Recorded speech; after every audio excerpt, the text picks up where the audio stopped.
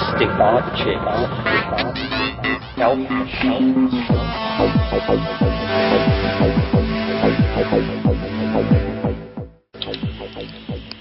Greetings from Cyberdelic Space. This is Lorenzo, and I'm your host here in the Psychedelic Salon. Well, it's good to be back here in the salon with all of you once again. I guess that most of the big holiday celebrations and parties are over for a while, but it was nice while it lasted. How about you? I hope all of you had a few perfect moments during the past few weeks. I had a relatively quiet couple of weeks myself, and to tell the truth, it's been hard getting back up to speed. My plan for this year is to publish a podcast by the end of each Wednesday and Friday. And as you can tell, I cut it a little close already this week. And by the way, that's Wednesday and Friday Pacific time. If all goes well, I may actually get them out a little earlier each week, but the Wednesday and Friday schedule I think I can stick to, at least until further notice. Now, before I do anything else, I want to thank the people at Gigavox.com for making their Levelator product available online and for free. As you regulars here in the salon know, I've been struggling with volume levels for quite a while, particularly with these Trialogues. And the one we were about to hear was the worst one so far. The microphone on Terence was okay, and Ralph's voice was in mono and not too clear, and it sounded like Rupert's voice was only being picked up by the other two mics. And, in short, this tape was a mess, and so I just kept putting off doing this show because the cleanup on the file was just going to take so long. And then yesterday I was listening to a podcast from podcasttools.com and learned about the Levelator from Gigavox. That's G-I-G-A-V as in Victor, O-X. Gigavox.com/Levelator, Levelator. Now, I won't go into a major geek out on you here, but for you other podcasters out there, particularly if you're doing phone interviews, you might want to check this tool out. All I had to do was drag the audio file to the Levelator, and it automatically brought all of the voice levels up to a relatively equal point. And it's, it's not perfect, but it's, it's free, and it sure did a better job than I could do manually, so a big thank you to the good people at Gigavox.com. And today's program, as you already know if you've been listening to this entire series, comes from the 7th tape of the Trialogues between Terence McKenna, Ralph Abraham, and Rupert Sheldrake that were held at Esalen Institute in 1989 and 1990. And this tape was simply titled The Unconscious. And sure enough, it begins with Ralph Abraham explaining his bifurcation theory of the unconscious. But by the time they were halfway into the discussion, their talk had it had turned to orgies and to the competing forms of consciousness brought about by alcohol versus psychedelics. And rather than tell you how it ends, why don't I just put it on right now and we can listen to it together. I'd like to try today an experiment in rapid induction. And then that might fail, and then we could fall back on it. But I think that we haven't tried to push our format in any way. We're now feeling more confident in, like here at home base at the Esalen Institute. So this would be a quick 1, 2, 3, where I would try to suggest some actual questions that you could respond to as if somebody in the audience had asked questions. You see what I mean? Trying to a rocket boost rapidly into a designated point on a target, as it were. So, the unconscious. Here's the 1, 2, 3 in summary. One is a theory, the bifurcation theory, that the unconscious was created one afternoon in a certain place. A curtain which then divided the conscious and the unconscious forever. An iron curtain in the species mind.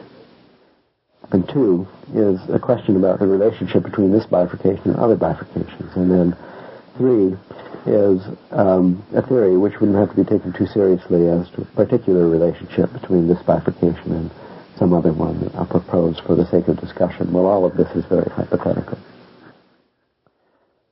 So, one, the unconscious. Well, I gave a talk recently in the History of Consciousness program at the University of California, Santa Cruz. That's the most successful program at UCSC, internationally known graduate program. Thousands of applicants every year for few places. So to begin with, I challenged them to change the name from the History of Consciousness to the History of Unconsciousness. So, as long as we restrict attention to a historical period, then there's not much to say, but all the interesting events I want to point out are prehistoric, so therefore we have to speculate. Among the possibilities are that the conscious mind developed from the unconscious mind. Another one is that the unconscious mind developed from the conscious mind, and another one is that consciousness existed always and that there was never any division. All these possibilities. So for the sake of discussion, I'll choose one, my favorite one, but only for today. And that is the consciousness is always and the unconscious is recently created. So that we can view it like this, where we have consciousness going on and then the unconscious begins one day, created by an accident in a historical accident or a natural law of evolution. In this fantasy, however, because of peculiarities in the conscious, in the evolution of conscious mind and culture and civilization and so on, more and more things were regarded as illegal in the current world view, and by the paradigm rejected from above the curtain to below, so that as we go along, unconscious begins growing from modest origins. Well, the conscious mind correspondingly shrinks. So eventually, it looks more like this, where you have conscious, unconscious, but this is growing.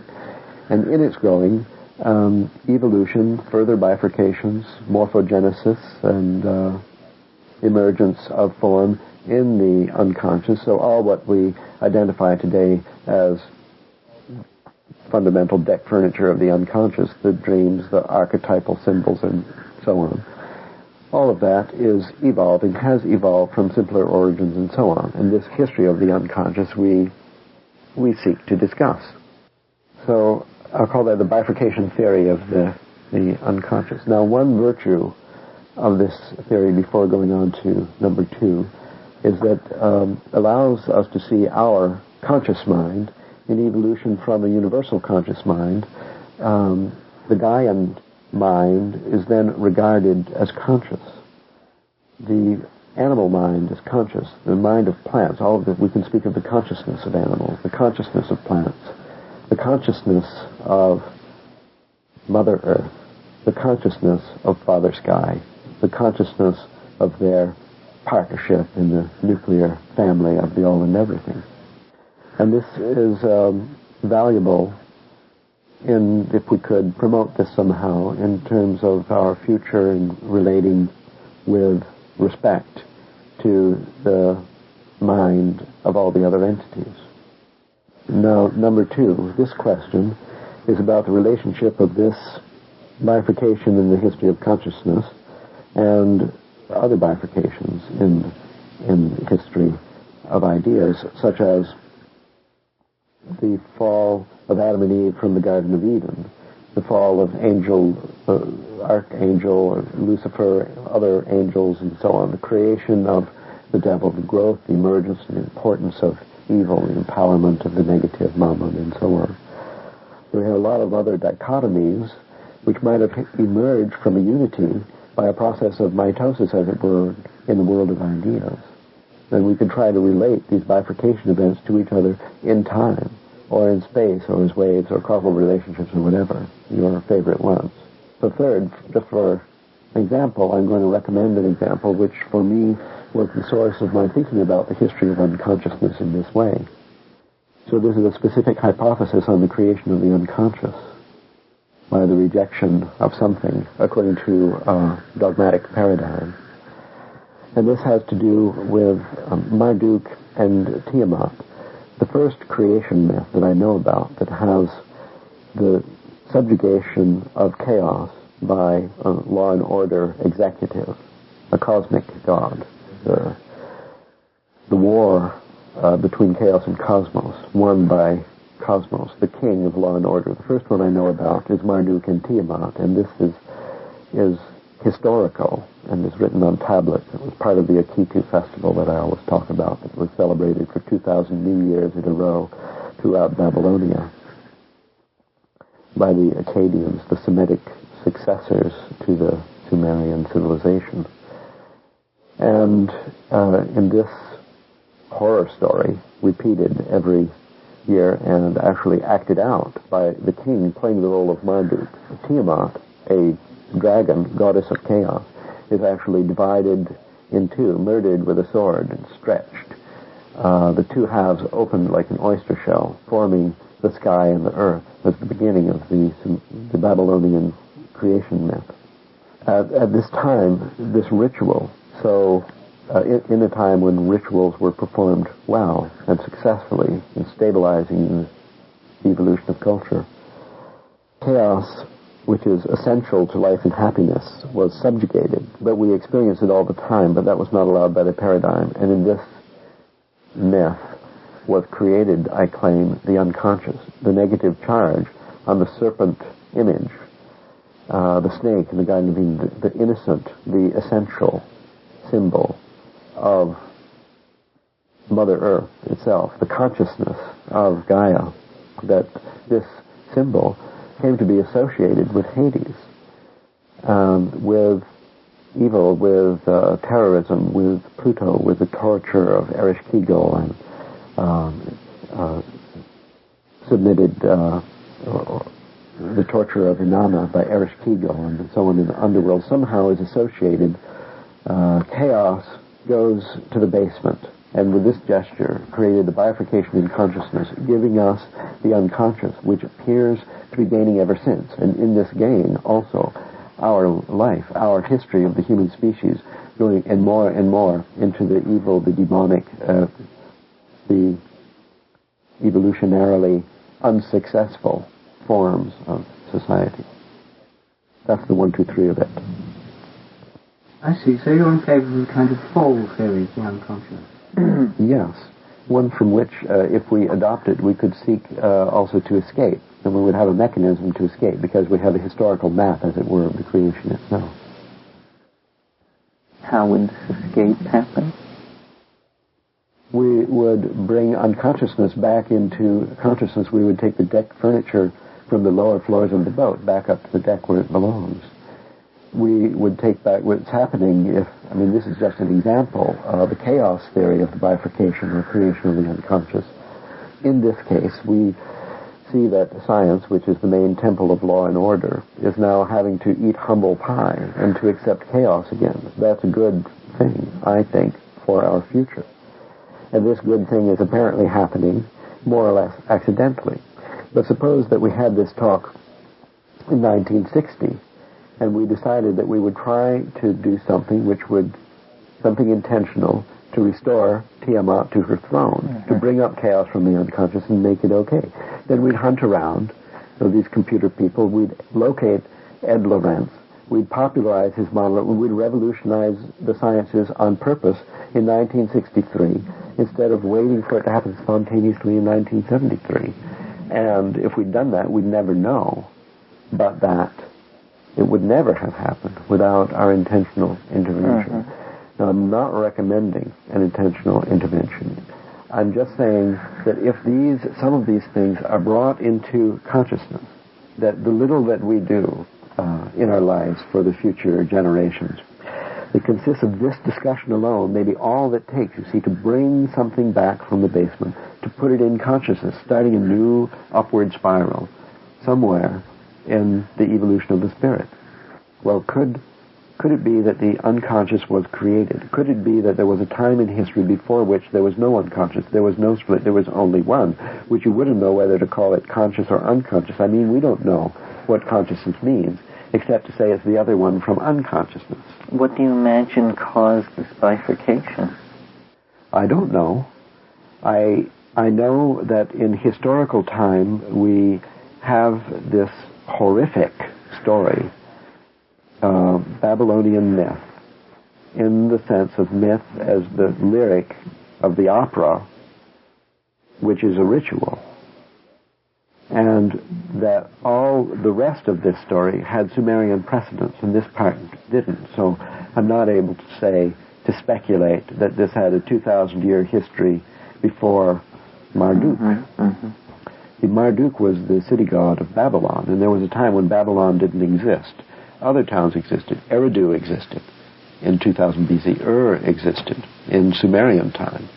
And they had their city gods. Every city in that early urban revolution, every city coalesced around a god or goddess. And the form of the goddess was materialized in the form of the city. And this is the whole idea of the sacred city.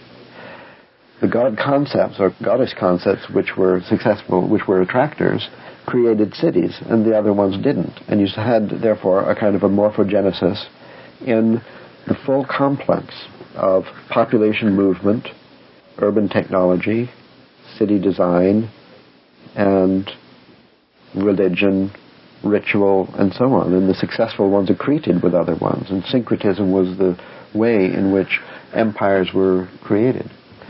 So before 2000 BC, we didn't have Marduk. This didn't exist. Bel-Merodach, he was called, and this was a synchronism from previous elements.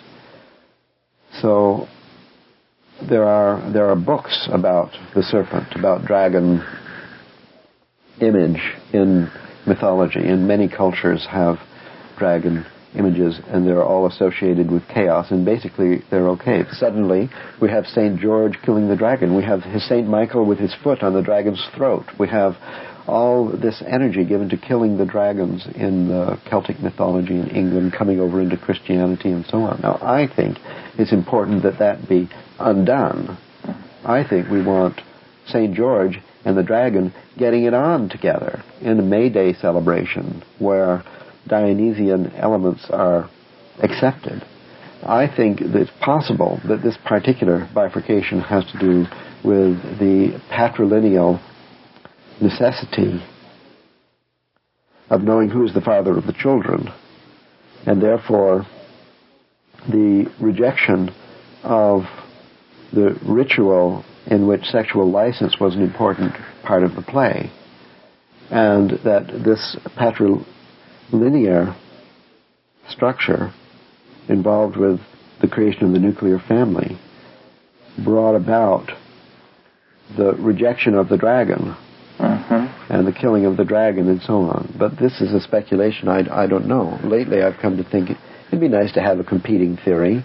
I'm not sure we can blame everything on the patriarchal structure. But now you're suggesting that it was the concern for male paternity that drove the breakdown of this whole... That killed the goddess, yes. We couldn't have this goddess around who liked to seduce young men and so on. Well, the suppression of psychedelics, it comes at that same phase, because the orgies driven by the psychedelic religion completely frustrated that desire to identify male paternity.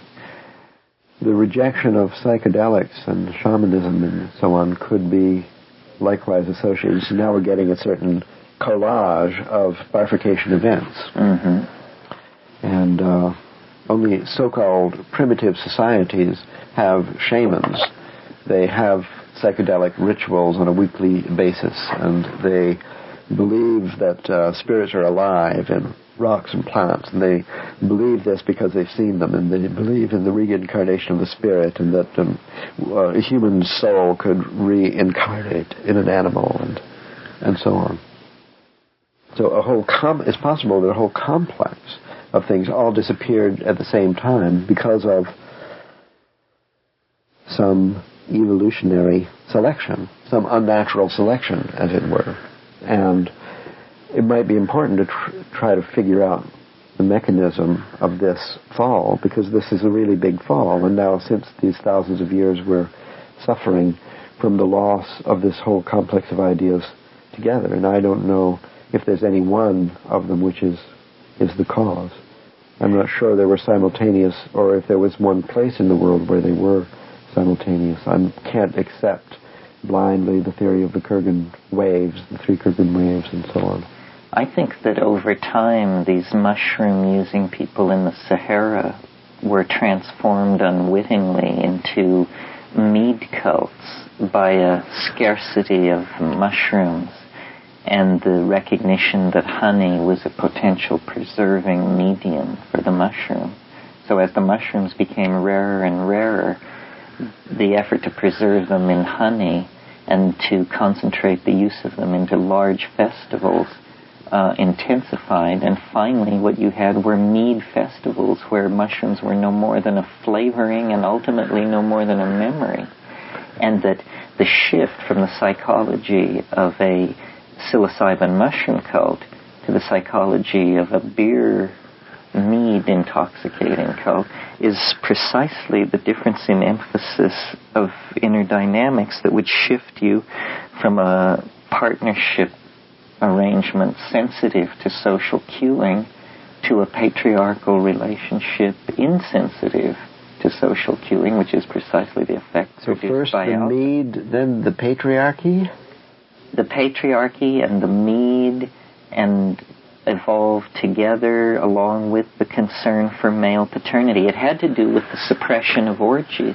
This was a critical decision that had to be faced. Basically, the choice was between fun and full knowledge of the flow of your genes.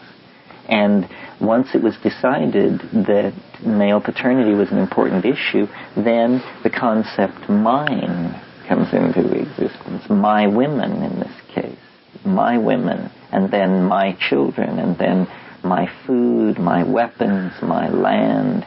And this was the whole thing which this orgiastic, psychedelic, boundary-dissolving mushroom religion was holding at bay. It was literally a pharmacological intervention to keep that kind of a psychology from getting Well, maybe going. it was an accident. You see, an accident in the kitchen, that mead took over just because, well, the climate warmed up and there was no other way to preserve it or something. And after the mead entered the kitchen by accident, and then all these other shifts followed.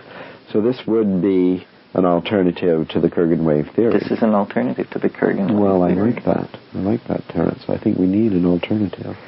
Well, you see, it would happen quite naturally. You have this flourishing mushroom cult on the plains of Africa, and then the drying which created that situation continues, and you get, first of all, seasonality to the mushrooms.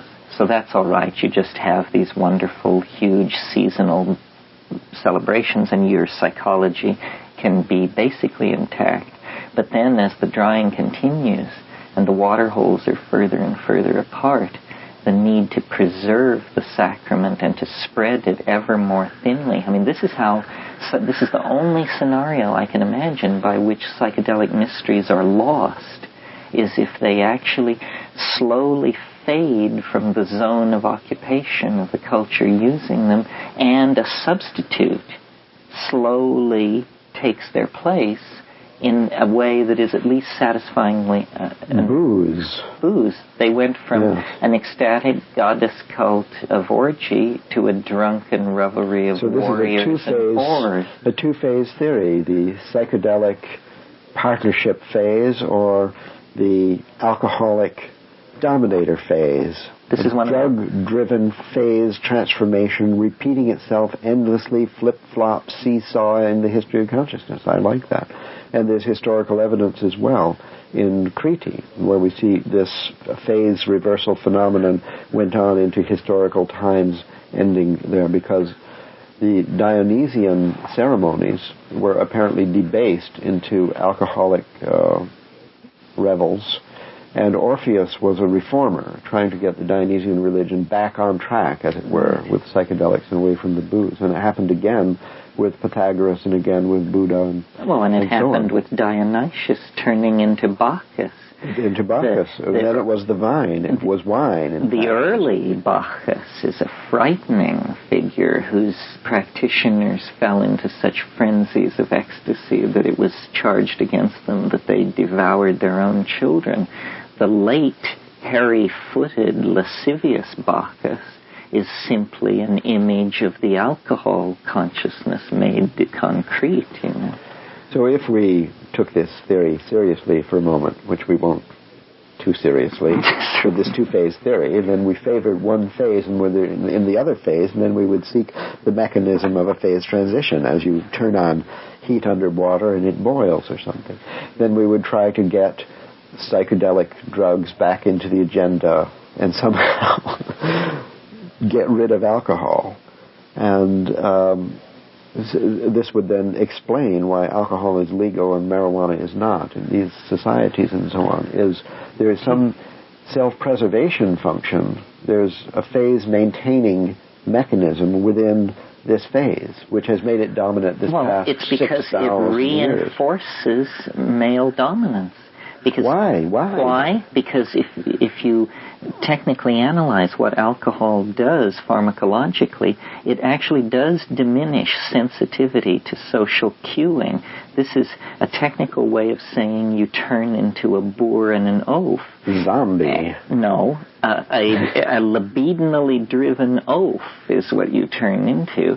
And because you now have a reduced sensitivity to social cueing, and your normal good sense is impaired, you're prepared to make a sexual conquest. And most of the sexual neurosis of the Western civilization can be traced to incidents of early sexual imprinting in the presence of alcohol. How many women lose their virginity in an ambiance of a drunken, groping encounter? I mean, this is how it is normally done in the West. So that alcohol is so spun into our simultaneous terror and attraction for the sexual experience that it's just become scripted in as part of our cultural neurosis. I'm willing to bet that for 1,000 years in the West, nobody got laid who wasn't smashed. I did. It ends. The period I'm talking about ends before you were born, Ralph. So it's just a matter of, there's a good, a point for the discussion. The way in which our relationships to the material world, specifically drugs, promote or retard the expression of what we're calling the unconscious. Because one of the things that I think repels us all about drug abuse is that it is unexamined, unconscious behavior. And it's worth thinking then about how the unconscious is, in a way, an out-of-Tao relationship to the exterior world, because we can call it forth. We can addict to heroin or television and turn 90% of our lives into an indwelling in the unconscious. Yes, well, I do this in my own life. I feel that I'm unable to become unaddicted, totally unaddicted. But I could be addicted to this or that. Right. So after I figured that out, I decided not to be addicted to chocolate, ice cream, alcohol, and a whole bunch of other things. And it seems very easy to make these choices. You can replace something with something else. You just touch it, and it's attractive. So then you get pulled away from this one to that one. Could this then be inserted in our educational system, rites of passage and so on, so that people know that they have a choice, and they don't have to be addicted only to alcohol and not to anything else, and so on, that they could actually choose, reclaiming free will without rejecting addiction. This is what it has to be, because this is the kind of creature we are. And the addiction of addictions, which spawned this itch originally, is no addiction at all, but rather our natural connection into the hierarchy of Gaian information that was accessible to us when these nature religions were freely practiced. A sacrament is not a symbol.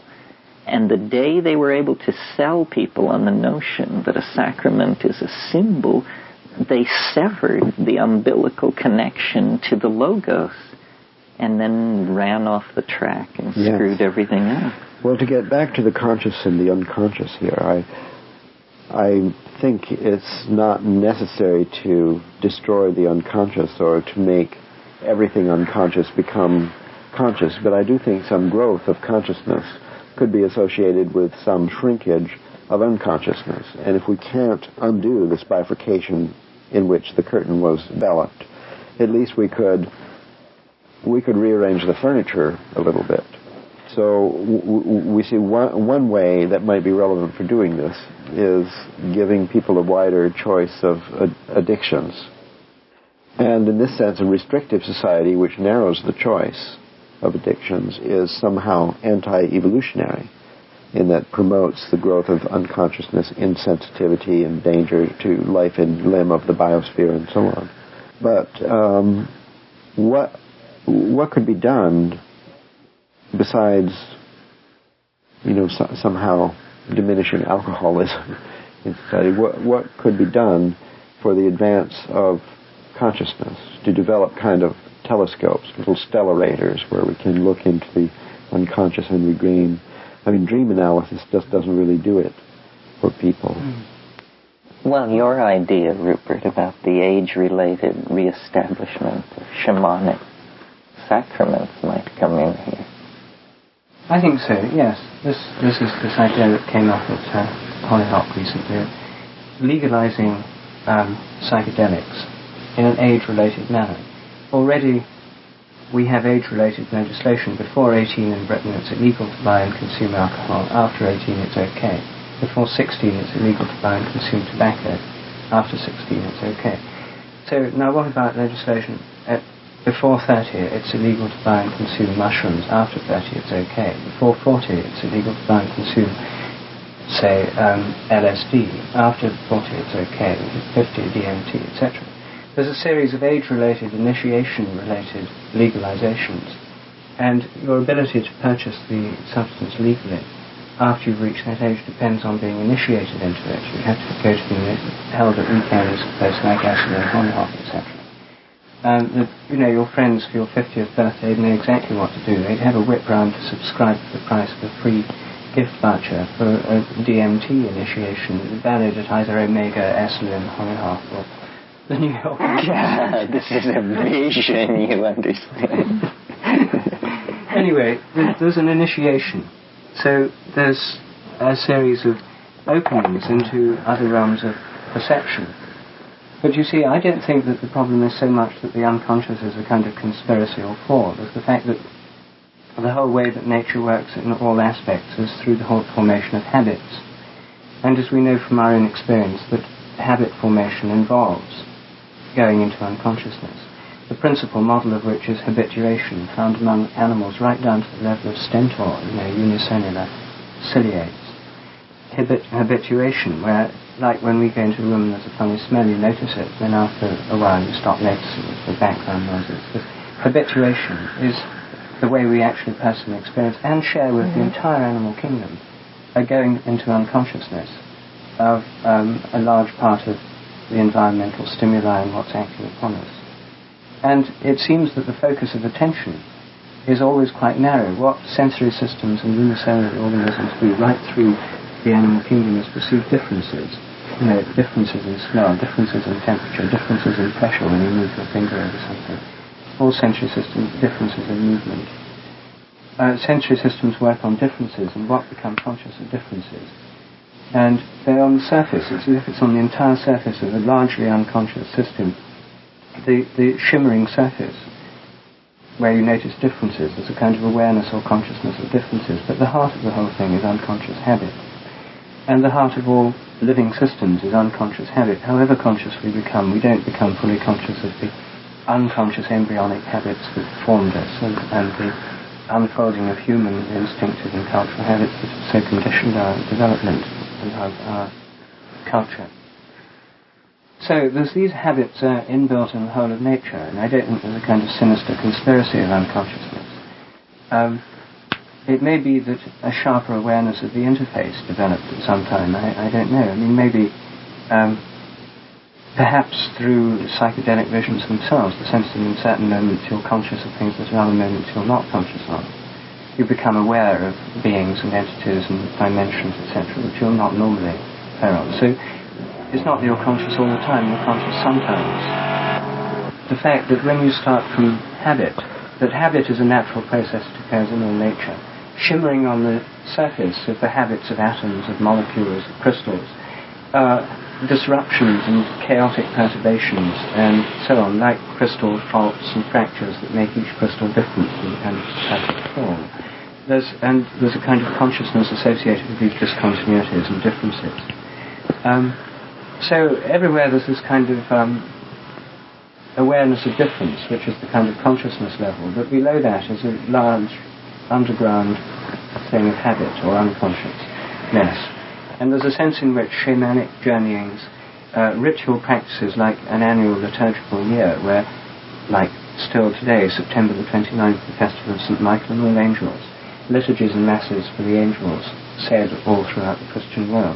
A day of invocation and hymns to the angels. It's a day on which you become particularly aware and open to and invoke and talk to and communicate with the angelic orders. There's a day for it, and it's there today, it's practiced. Then there are other days like All Souls Day, when you communicate through requiem masses and relate to the souls of all the departed. Then there are the various saints' days that relate you to the lives, the lights, the kind of, as you were saying this morning, each saint representing a kind of Christianization of a sort of spirit principle, or in some cases even nature spirit principle. The green men. The green men and so on. So you have all this going on. Mm-hmm. So I think that somehow there's the sense in which through liturgies, through rituals, through psychedelic visioning, it's possible to come to bring to awareness, with a whole liturgical calendar, all these different qualities celebrated on different days throughout the year. This is found in Bali today, in the Catholic calendar, saints' days and observances throughout the liturgical calendar, and in the major festivals, the solar and lunar festivals like Christmas and Easter. So there is this awareness through ritual of all these different dimensions. They're brought into awareness. They're normally unconscious, but there are particular days in the year when they're brought into consciousness. You can't be conscious of everything all the time. We have a limited focus and awareness or attention. So you're saying the calendar can be an engine for illuminating the calendar of rituals that actually achieve opening. Yeah, I think that the theory of habituation, like sensory inhibition, is it's a good model for the mind, in which the whole thing is viewed as essentially unconscious, and that consciousness is a little window which roves over and could be redirected at will by a ritual or something at a certain part of the unconscious, which would then become, by a voluntary choice, conscious for a day. It would have its day of days. Yes.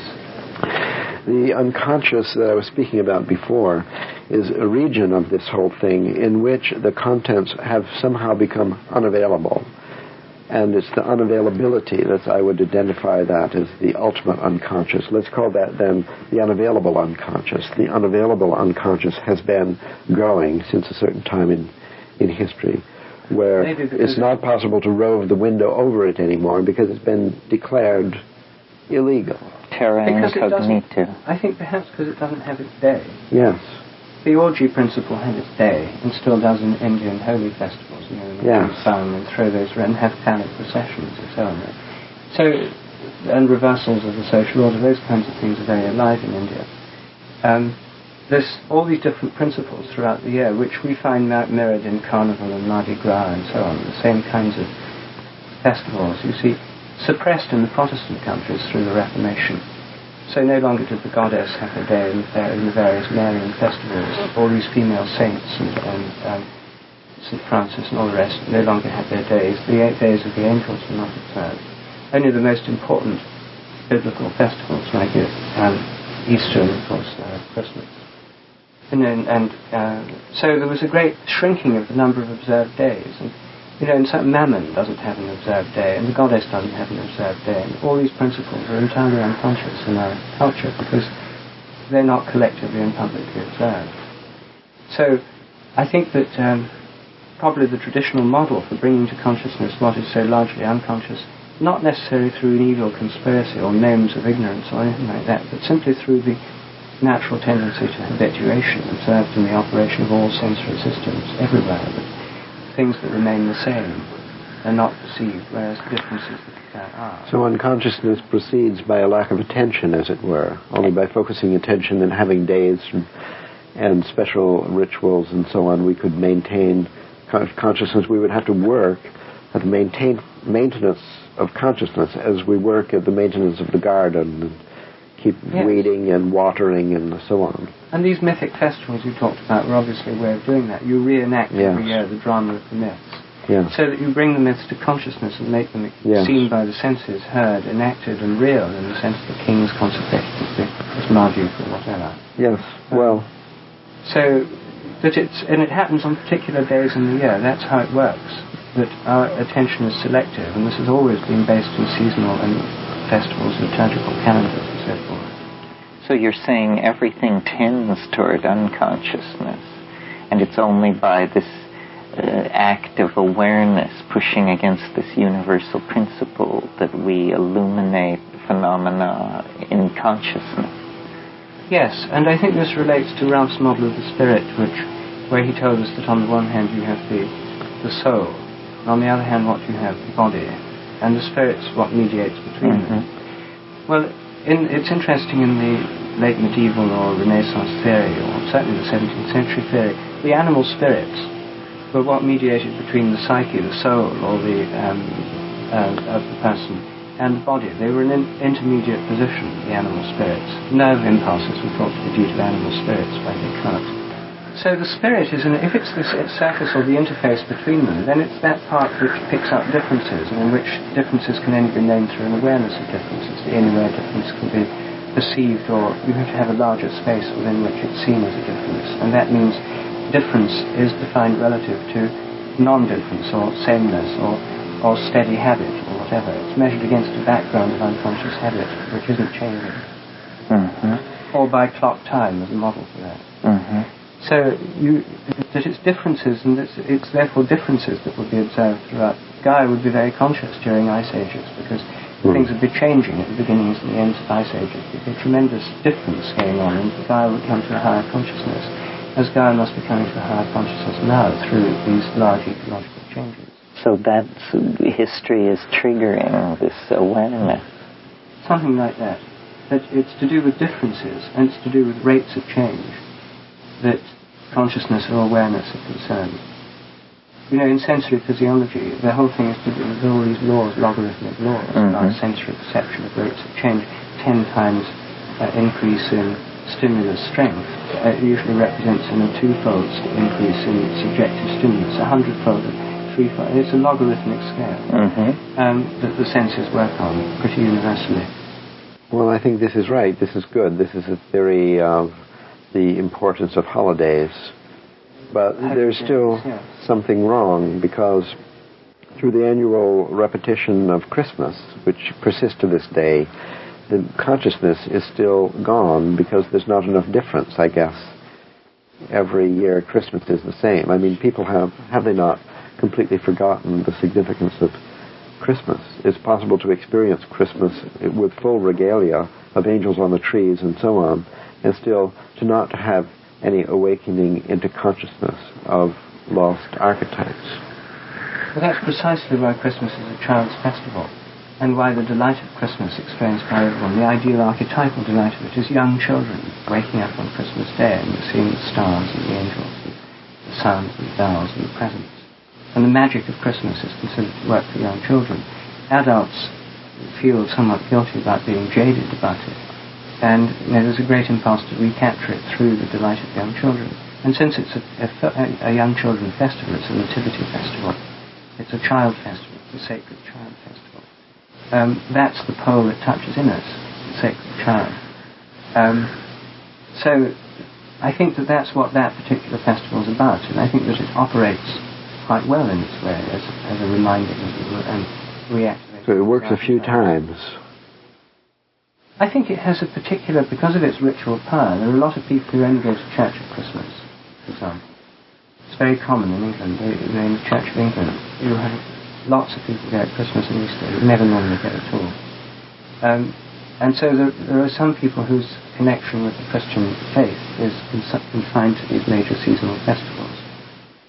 And it therefore sort of still has a kind of the pulse, the basic ritual pulse of the seasonal festival year, of the liturgical year, is still alive, however sluggishly, in a lot of people. So it's not that most people have forgotten it. But one thing, I think, that one of the troubles with Terence and his suggestions is that they're usually the ideal state that he usually portrays, like his idea of moving over to an entirely lunar calendar to bring about feminine virtues and partnership values. His ideal predictions usually turn out to have been realized and often refuted by the world of Islam. Like the lunar calendar. That's true. They were big on that.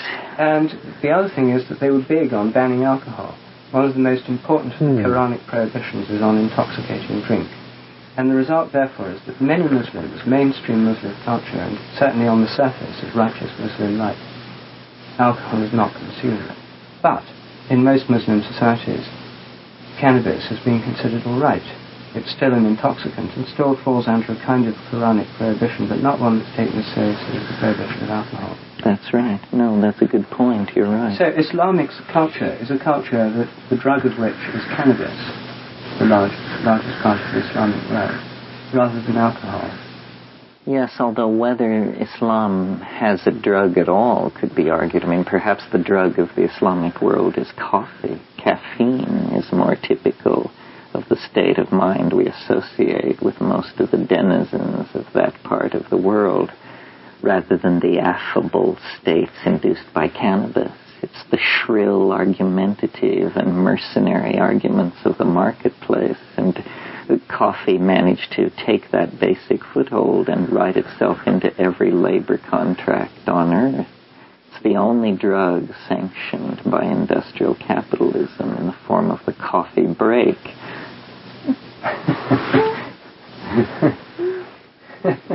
They don't have smoking breaks, you mean, at factories? No, they've never. World. That's right. They don't have cannabis breaks, but do they have cannabis parties on the weekend? I think cannabis is associated with a mystical strain in Islam that's definitely minority and doesn't really. When it has shaped Islamic culture, it's been episodic and far in the past. Did you catch that part where Terence said that he thought that the only way the psychedelic mysteries could have been lost was through climate changes that caused the plants and mushrooms to become ever more scarce until they disappeared, along with the knowledge about how to use them? And it made me wonder a little bit about whether the Internet might play a role in preserving psychedelic knowledge this time around. Of course, what if the net goes down in some kind of a new dark age? I can't really foresee that right now, but hey, then again, I never thought my good old 8-track tapes would ever become obsolete either. So just to be sure that the core of this vitally important information isn't lost, everyone who can might want to think about buying a copy of Pikal and of Tikal, both by Anne and Sasha Shulgin. If you haven't already seen these valuable books, you might want to check them out, particularly if you're one of these chemists out there. Now, I think the Shulgins still have some copies left that you can order from their publishing company, Transform Press, which is at Box 13675, Berkeley, California, 94712. Or if you want to buy them through Amazon, I've put links to them at the top of our Amazon store page at matrixmasters.com. I've kind of let the email pile up these past few weeks, but there are a couple of things that came up that I'd like to mention. And the first one, I think, is one I've mentioned before, but maybe some of you missed that program, and so I need to bring it up again. And that is the fact that if you write to me and ask about where you can obtain any illegal substance, well, you're simply not going to hear back from me. You know, at least for the time being, the First Amendment to the U.S. Constitution is still in place somewhat, and it allows us to discuss these sacred medicines in almost any kind of way we want to. The thing we can't do, however, is talk about how and where to get them. But please don't think that I don't understand how you feel when you're essentially out there on your own without any connections to the worldwide psychedelic community. I was in exactly the same place about 10 years ago. I'd moved to a new state, didn't know anybody there. I didn't feel like I could trust anybody at work to talk to about it. In short, I just thought I'd run out of options. So how did things change for me, you ask? Well, I went to hear Terence McKenna talk at Omega Institute in New York. And he told me about the Entheobotany Conference in Palenque, Mexico, and it was at that conference that the door kind of opened to this community for me. Unfortunately, that conference series no longer exists, so where does that leave us today? Well, here are 3 events that might hold some promise for you to meet like-minded people, and I'm sure that there are more of these going on as well. The first one is taking place on April 20th in Amsterdam, and you can learn more about this event at www.dopefiend.co.uk and listen to the Dopecast for more information. I'm not sure exactly what kind of event this is, but it sounds really similar to the Cannabis Cup parties that are held every November. And my guess is it won't be as big as the Cup, which had over 2,000 people there the year I attended. But with the crew from the Cannabis Podcast Network as a part of it, I'm sure that you'll have a great time there. Hard not to have a good time in Amsterdam, isn't it? And the next big event that I know about will be from June 13th through the 17th in Costa Rica. And this is John Hanna's 2007 Mind States Conference. While John does a large conference every other year in the States, I've been told by several people who attended the alternative ones out of the country that they are the closest conferences you're going to find to the original Entheobotany series in Palenque. And I'm not sure where the ticket sales on that conference stand right now, but I think John keeps attendance down at these out-of-country events down to around 100 people or so. So if you're thinking about going, you might want to get your reservation in early. And all the information about that conference is online at MindStates, MindStates.org. And, of course, the third event that I'd recommend is Burning Man. And now, the problem is that it's really expensive to go to any of these events, and there's no getting around that fact. When I was working in the corporate world, it didn't seem too bad. I just took several short vacations each year to attend a couple of conferences. But now that I'm essentially in the same boat that a lot of students are, I don't have much disposable income.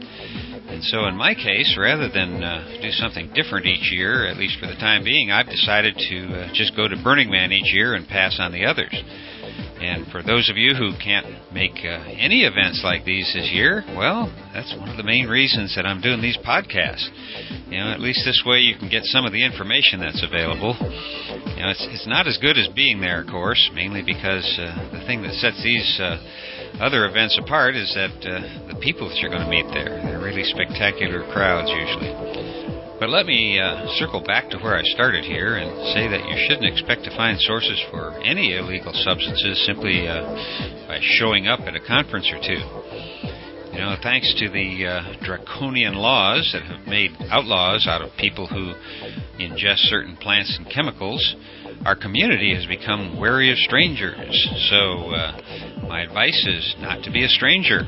Attend as many events like these as you can get to and get to know the people there, and more importantly, let them get to know you. Even the narcs do it this way, which of course makes it even more difficult for good guys like you and me, but that's the way the game is being played these days. So let's just hope that the rules become a little more sensible before much longer. I said that's the first thing I wanted to talk about, and there are a couple of other email topics that I'd like to get to today, but if I don't quit talking pretty soon, I'm not going to get this program posted, so I guess I better sign off. And before I go, I should mention that this and all of the podcasts from the Psychedelic Salon are protected under the Creative Commons Attribution Non-Commercial Share-alike 2.5 license. And if you have any questions about that, you can click on the link at the bottom of the Psychedelic Salon webpage, which you can find at matrixmasters.com/podcasts. And if you still have any questions, you can send them to me in email. Address is lorenzo@matrixmasters.com. And thanks again to Jacques Cordell and Wells, for the use of your music here in the Psychedelic Salon. I hope you guys are going to have a terrific year this year. And for now, this is Lorenzo, signing off from Cyberdelic Space. Be well, my friends.